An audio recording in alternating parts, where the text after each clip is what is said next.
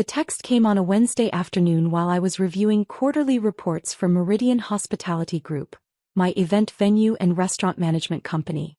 Lisa, I've made my decision about the wedding. Don't bother coming. Rachel and I don't want failures. They're bringing down the mood. This is our perfect day and we can't have you ruining it with your negative energy. David. I stared at the message for a moment, then opened my laptop and pulled up our booking system. Peterson Collins wedding, Saturday, June 15th. Riverside Manor, our flagship venue. Full service package including catering, flowers, photography coordination and bridal suite. Total cost, $45,000. My brother David, who had just uninvited me from his wedding, had unknowingly booked his perfect day at a venue I owned. The irony was almost too perfect. I called my event manager, Patricia, who had been handling the Peterson wedding details. Good afternoon, Lisa. How can I help you? Patricia, I need to discuss the Peterson wedding scheduled for this Saturday. Of course. Everything is progressing beautifully. The bride is thrilled with the floral arrangements, and the catering team has finalized the menu. Is there something specific you needed to address? I need you to cancel the booking. There was silence on the other end. Cancel it? Please, it's Wednesday. The wedding is in 3 days. I understand the timing, Patricia. Lisa, this is a $45,000 booking. The flowers have been ordered, the catering is prepared, the staff is scheduled. Patricia, I'll cover any costs we can't recover. But I want the Peterson wedding cancelled immediately. May I ask why? Has there been a payment issue? It's a personal matter. Please call David Peterson and inform him that Riverside Manor is no longer available for his wedding. Lisa, this is going to create enormous problems for them. Finding a venue 3 days before a wedding is nearly impossible. I'm sure they'll figure something out. After I hung up, I sat back in my office chair looking out at the grounds of Riverside Manor. The irony of the situation wasn't lost on me. For 2 years, David had been planning his dream wedding, while simultaneously making it clear that his sister wasn't successful enough to be part of his new life.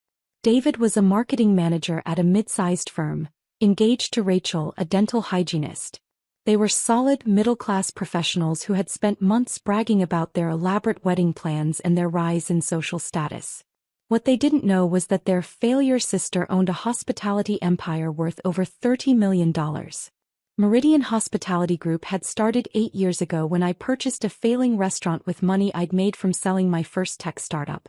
1 restaurant became 3, then I expanded into catering, then event venues. We now own 12 restaurants and 6 event venues across the state. But to my family, I was just Lisa who worked in restaurants and never settled down. They had no idea that I employed over 300 people and that my venues hosted some of the most exclusive events in the region. My phone rang 15 minutes later.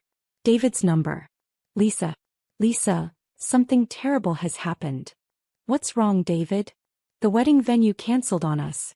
3 days before the wedding. Oh no, that's awful. Which venue? Riverside Manor. We put down a $10,000 deposit, planned everything around this location, and now they're saying they can't accommodate us. Did they give you a reason? Some bullshit about scheduling conflicts. Lisa, we have 150 guests coming from out of state. The invitations specified Riverside Manor. We can't just move the wedding. That does sound like a difficult situation. Lisa, you work in restaurants, right? Do you know anyone in the event business who might have availability this Saturday? I paused. David, let me understand something. You texted me 3 hours ago saying you didn't want me at your wedding because I'm a failure. Now you're calling asking for my help. Lisa, this is an emergency.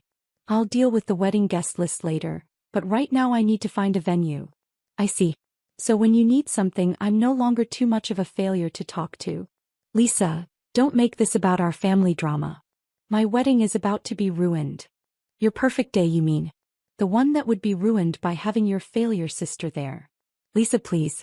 I'm desperate. David, I'm confused. If I'm such a failure, how would I be able to help you with your venue problem? Because you know people in the restaurant business. Maybe someone knows someone. I do know people in the restaurant business, David. But I'm not sure why you'd want help from a failure. Lisa, I'm sorry about the text, okay? I was stressed about wedding planning and I said things I didn't mean. Which things didn't you mean? The part about me being a failure or the part about not wanting me there? Lisa. Because those seem like two separate issues, David. Look, we can discuss the guest list after we solve the venue crisis. Right now I just need options. Options? From your failure sister. Lisa, will you help me or not? I looked out my office window at the wedding setup crew preparing the gardens for Saturday's now-cancelled event. David, let me make some calls and see what I can find out. Thank you. Lisa, you're a lifesaver. After hanging up, I called Patricia back. Patricia, the Peterson family will probably be calling other venues desperately looking for Saturday availability. I imagine so. Lisa, are you sure about this decision? They seem like a nice couple and the bride was so excited. Patricia, they'll find somewhere. Can you compile a list of venues that might have last-minute availability? Most reputable venues book months or years in advance, but I can reach out to some smaller locations that might accommodate them. Perfect. And Patricia? When they call here asking to reinstate their booking, the answer is no. We're fully committed to other events. Understood. An hour later, my phone was buzzing with texts from various family members who had apparently heard about the venue crisis. Mom, Lisa, David told me about the wedding venue problem. This is terrible. Can you help them find somewhere else? Kevin, my younger brother, heard about David's wedding disaster. Know any event people who might help? Aunt Margaret. Lisa, your brother is devastated about the venue cancellation. Family needs to stick together in times like this. I found it fascinating how quickly I'd gone from failure who would ruin the perfect day, to family member who should help in times of crisis. David called again that evening. Lisa, I've been calling venues all day. Everything decent is booked. The few places that have availability are either way out of our budget or completely inappropriate for the kind of wedding we planned. That sounds stressful. Lisa, this is a disaster. Rachel is crying. Her parents flew in from California. We have relatives coming from 12 different states. I'm sorry to hear that, David. Lisa, I need to ask you something and please don't take this the wrong way. What's that? Do you think there's any way Riverside Manor might reconsider? I mean, if we offered more money or agreed to different terms. I don't know, David. Why don't you call them and ask?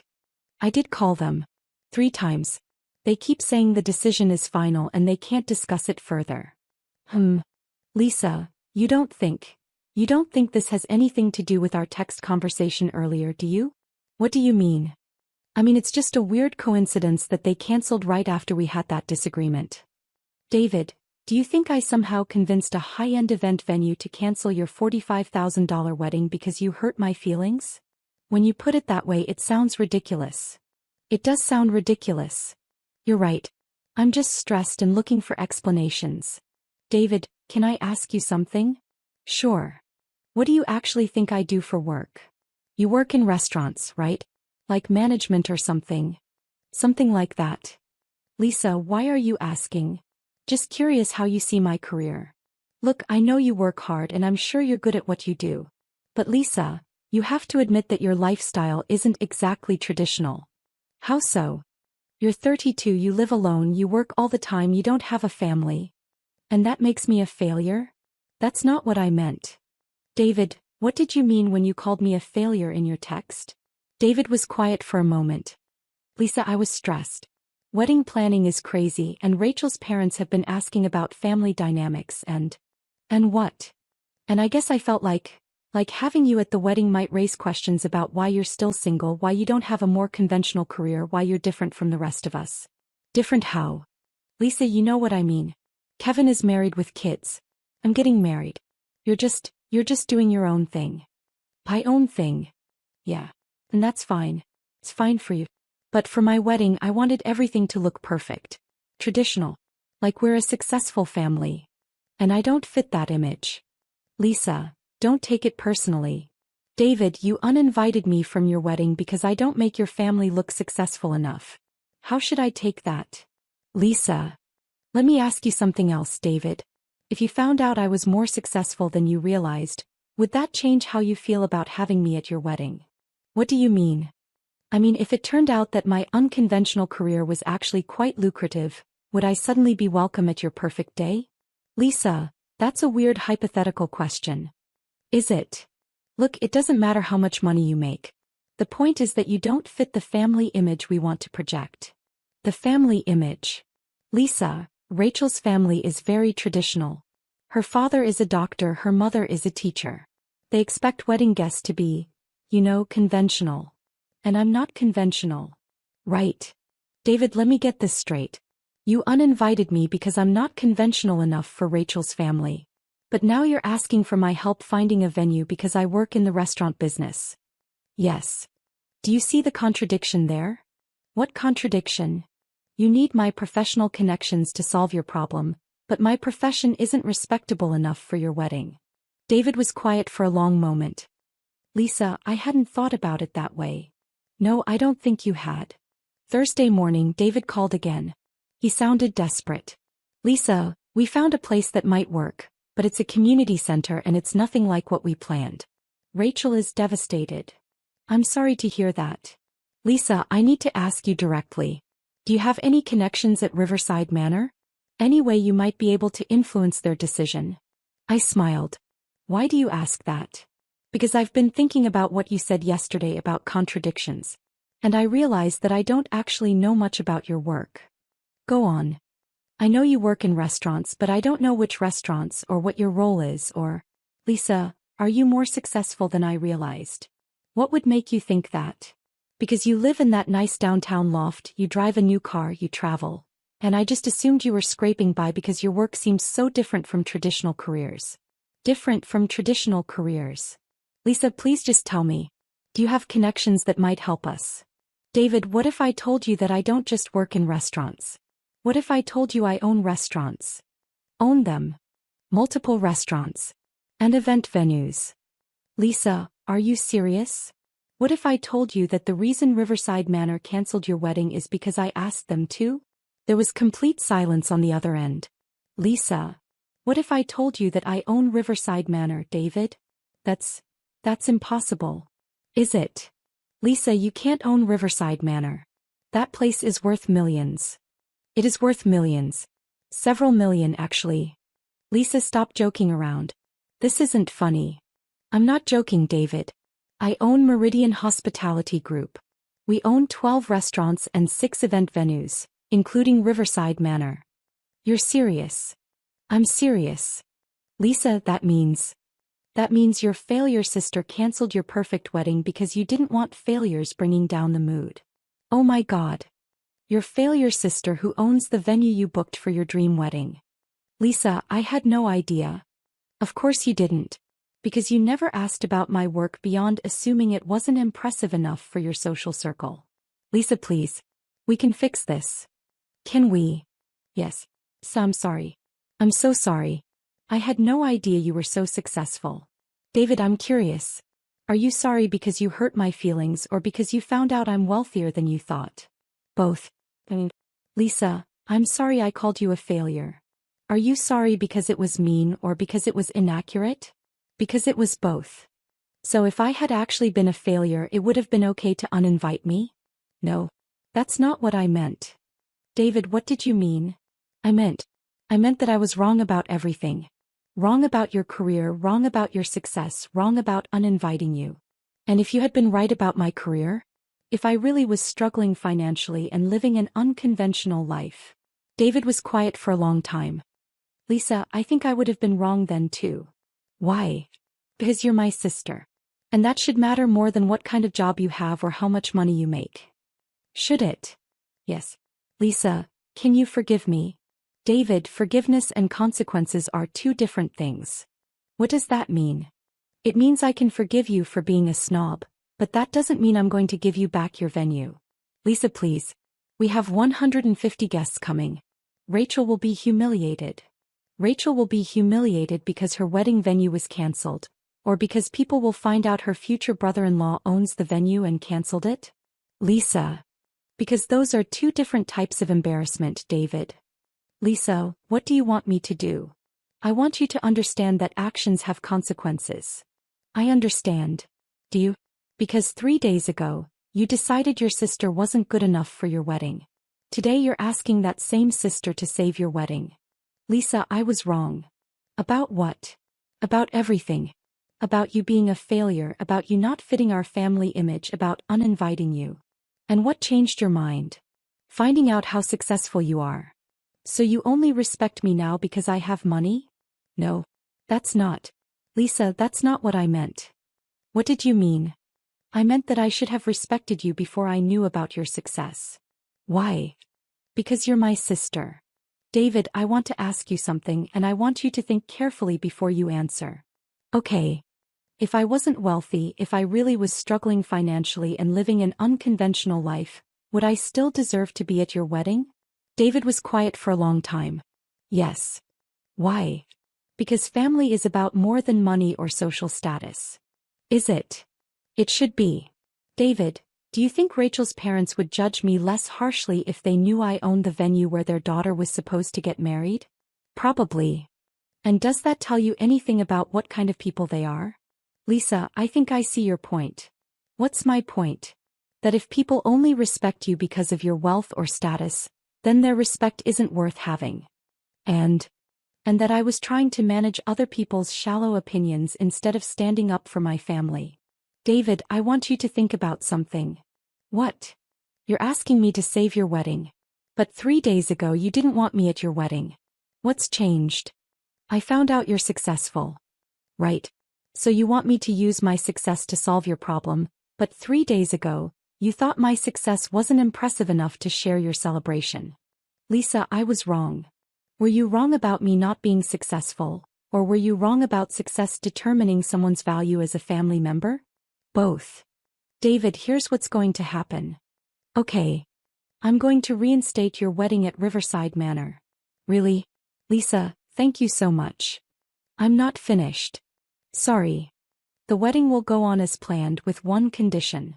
What condition? I'm going to be there. As your sister. With a place at the family table. Of course. Lisa, of course you'll be there. And David. Yes.